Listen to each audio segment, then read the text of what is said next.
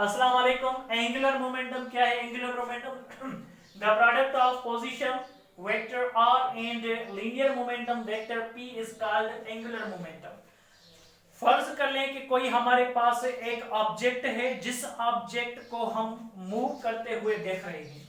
ये हमारे पास कोई ऑब्जेक्ट है, इस ऑब्जेक्ट को हम मूव करते हुए देख रहे हैं। इसकी मूवमेंट स्ट्रेट फॉरवर्ड यहां जा रही है। ये जो मूवमेंट है इसकी वो इस सिमत को हो रही है। यहां पर ये देखना जरूरी है कि भाई ये जो पार्टिकल है, इस पार्टिकल की मूवमेंट ऊपर को है और यहां पर परपेंडिकुलर डिस्टेंस हम ले रहे हैं और फर्ज कर लें कि यहां पर हम ऑब्जर्व कर रहे हैं, यहां पर ऑब्जर्वेशन हो रही है। ऑब्जर्वेशन के लिए कोऑर्डिनेट सिस्टम को बनाया जाता है। कोऑर्डिनेट सिस्टम यहां पर उसकी y एक्सिस होगी, यहां पर उसकी x एक्सिस होगी और पीछे उसकी, पीछे नहीं, यहां पर बाहर इसकी z एक्सिस होगी, बीच में ओरिजिन।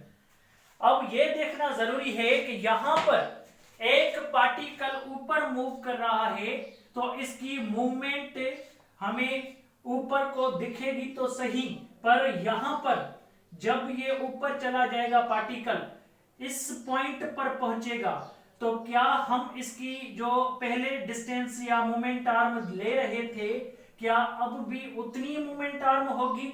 जवाब है हाँ, बिल्कुल ऐसा ही होगा कि यहां पर मोमेंट आर्म सेम होगी, क्योंकि ये जो पार्टिकल मूव कर रहा है ए लोकेशन से बी लोकेशन तक, यहां पर इसका मुफासला बहुत कम से कम है। मतलब इसने स्मॉल डिस्प्लेसमेंट तय किया हुआ है, जिसको आर्क लेंथ भी कहा जा सकता है। यहां पर देखें, इसको ऑब्जर्व करने से हमें पता चला कि भाई यहां से यहां तक कुछ ना कुछ एक डायरेक्ट डिस्प्लेसमेंट है, जिसको हम पोजीशन वेक्टर बोल सकते हैं। और यहां पर ये छोटा सा डिस्प्लेसमेंट कवर करने के लिए इसने अपने आप को एक ए लोकेशन से हटाकर बी लोकेशन पर आ गया है ये पार्टिकल। तो यहां पर इसकी मूवमेंट की वजह से, अगर मूवमेंट होती ही नहीं तो क्या ये छोटी सी डिस्प्लेसमेंट ds ट्रेवल होती? जवाब है कभी भी ट्रेवल नहीं होती। इसका मतलब ये है कि मूवमेंट का होना जरूरी था। मूवमेंट का जो अमाउंट है उसको मेजर करने के लिए एक क्वांटिटी बनाई हुई है हमने, जिसको कहते हैं लीनियर मोमेंटम। ये हमारे पास एक लीनियर मोमेंटम है और ये लीनियर मोमेंटम ए लोकेशन से पार्टिकल को बी लोकेशन तक ले आ रहा है। बीच में छोटी सी एंगल भी निकल रही है। यहां पर हम देखें कि अगर हम किसी पार्टिकल की मूवमेंट को ऑब्जर्व करें और वो ऑब्जर्वेशन ऐसी हो कि उसमें हमें उसकी जो मूवमेंट हो, उसका जो मोमेंटम हो, उसके कारण, उसकी वजह से एक एंगल बने, एंगुलर डिस्प्लेसमेंट बने, तो ऐसे किस्म के मोमेंटम को हम एंगुलर मोमेंटम का नाम देते हैं। ऐसे किस्म का मोमेंटम जो पोजीशन वेक्टर और लीनियर मोमेंटम को कंबाइन करके, दोनों को एक दूसरे को सुपर इंपोज करके हमें मिलता है, ऐसे किस्म के मोमेंटम को हम बोलते हैं एंगुलर मोमेंटम। ये हमारे पास एक मैथमेटिकल एग्जांपल था। अब आए, अगर हम यहां पर एक सिंपल एग्जांपल लें तो वो कुछ ऐसा होगा कि यहां पर कोई पार्टिकल P है और वो रोटेट कर रहा है। हम देखें इसकी जो रोटेशन है वो इस सिमत हो रही है और ये उसका सेंटर ऑफ रोटेशन है। यहां से यहां तक एक पोजीशन वेक्टर r होगा। ये सेंटर, ये मोमेंटम ऑफ द पार्टिकल, जिसको P से रिप्रेजेंट किया हुआ है, और यहां पर हम देखें कि ये रोटेट कर रहा है। The momentum of this particle along the angular path is called angular momentum. किसी भी पार्टिकल का रोटेटरी पाथ पर, एंगुलर रोटेटरी पाथ पर मोमेंटम हो, उसको हम एंगुलर मोमेंटम बोलते हैं। ये हमारे पास एंगुलर मोमेंटम सिर्फ एक क्वांटिटी को नहीं बोलते, ये दोनों क्वांटिटी की मल्टीप्लाई को हम बोलते हैं। सो पोजीशन वेक्टर को जब हम मल्टीप्लाई करते हैं लीनियर मोमेंटम से, तो फिर हमें एंगुलर मोमेंटम मिलता है। उस एंगुलर मोमेंटम को L से रिप्रेजेंट किया जाता है। The amount of motion, the quantity of motion in circular path possessed by rotating particle is called angular momentum. कोई भी पार्टिकल जो रोटेट कर रहा हो, उसके पास लीनियर मोमेंटम ना होकर उसके पास एंगुलर मोमेंटम होता है। लीनियर मोमेंटम होगा तो वो पॉइंट टू पॉइंट होगा, angular momentum total rotation define करेगा। अब यहां पर हम देखें कि इसका यूनिट क्या है, इसका यूनिट हम देखेंगे तो वो यूनिट मिलेगा एंगुलर मोमेंटम। एंगुलर मोमेंटम का फार्मूला ऊपर दिया गया है, अब उस फार्मूला को ऑब्जर्व करें, हमें पता चलेगा भाई ये जो हमारे पास पोजीशन वेक्टर है आर क्रॉस पी, एक क्रॉस प्रोडक्ट है, इसको हम R P sine theta into unit vector लिख सकते हैं।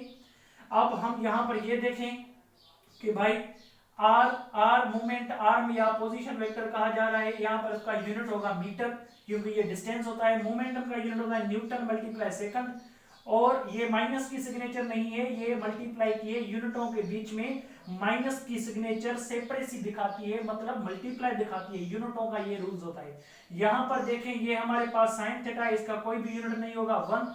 यूनिट वेक्टर ऐसे ही दिया हुआ है क्योंकि डायरेक्शन तो देनी पड़ेगी, ओपन किया हुआ है, साइन थीटा लाया हुआ है, तो हमें कोई भी डायरेक्शन यहाँ नहीं मिल रही, तो हमने यूनिट वेक्टर मल्टीप्लाई कर दिया, उसका यूनिट भी क्या, उसका वैल्यू भी क्या होगा 1, उसका कोई यूनिट नहीं होगा, यूनिट वेक्टर का यूनिट नहीं होता, इसलिए यूनिट वेक्टर का नाम हमने यूनिट रखा हुआ है। यहाँ पर देखें तो आपको पता चलेगा कि यहाँ पर न्यूटन मल्टीप्लाई मीटर, जूल होगा जूल मल्टीप्लाई बाय सेकंड। यहाँ पर हमें पता चला कि भाई ये हमारे पास एंगुलर मोमेंटम का यूनिट है joule multiply by second, and this unit corresponds to Planck's constant also, therefore we can call it as a Planck's constant in comparison with the unit।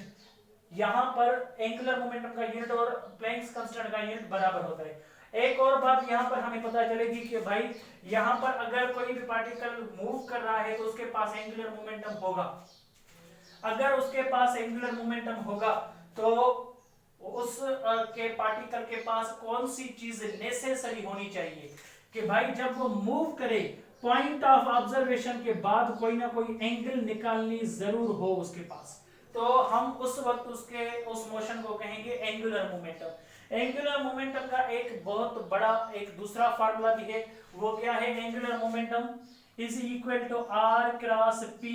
अगर हम इसको आर क्रॉस पी को यहां पर P को open कर दें तो फिर क्या होगा, L is equal to the R cross P हो जाएगा मास इनटू वेलोसिटी। और यहां पर हम देखें जिस डायरेक्शन में टेंजेंशियल वेलोसिटी होगी, ये टेंजेंशियल वेलोसिटी, जिस डायरेक्शन में टेंजेंशियल वेलोसिटी होगी उसी डायरेक्शन में उसके परपेंडिकुलर एंगुलर मोमेंटम होगा। यहां पर हम देखें तो ये दोनों का क्रॉस प्रोडक्ट है। एक और चीज यहां पर लानी पड़ेगी, आर क्रॉस, जैसे linear momentum mass into velocity के बराबर था वैसे ही टेंजेंशियल वेलोसिटी बराबर होती है रेडियस मल्टीप्लाई ओमेगा।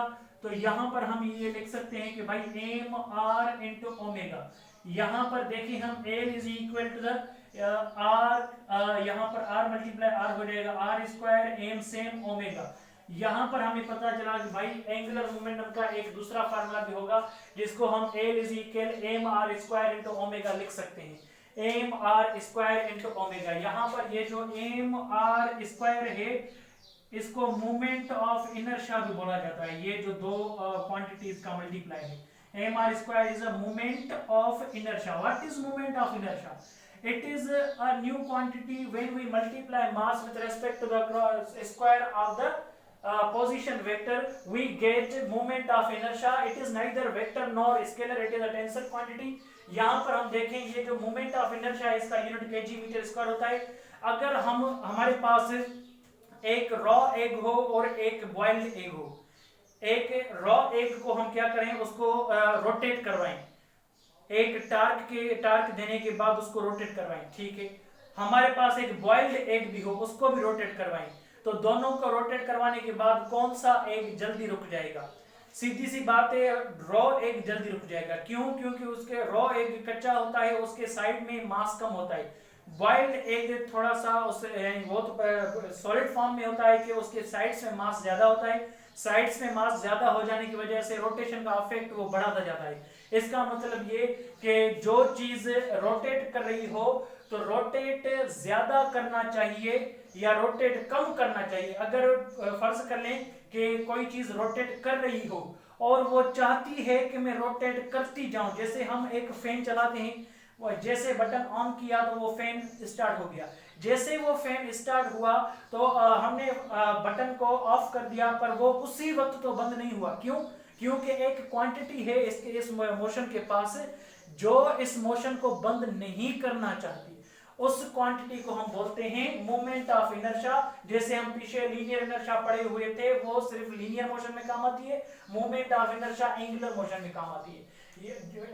यहाँ पर इसको हम ये भी कह सकते हैं, it is the opposition to change of the rotational motion of any particle which is in motion. यहाँ पर देखें, कोई भी चीज अगर रोटेटरी मोशन में है, उसको उसके रोटेटरी मोशन को चेंज को अपोज करने वाली क्वांटिटी को हम बोलते हैं मोमेंट ऑफ इनर्शिया।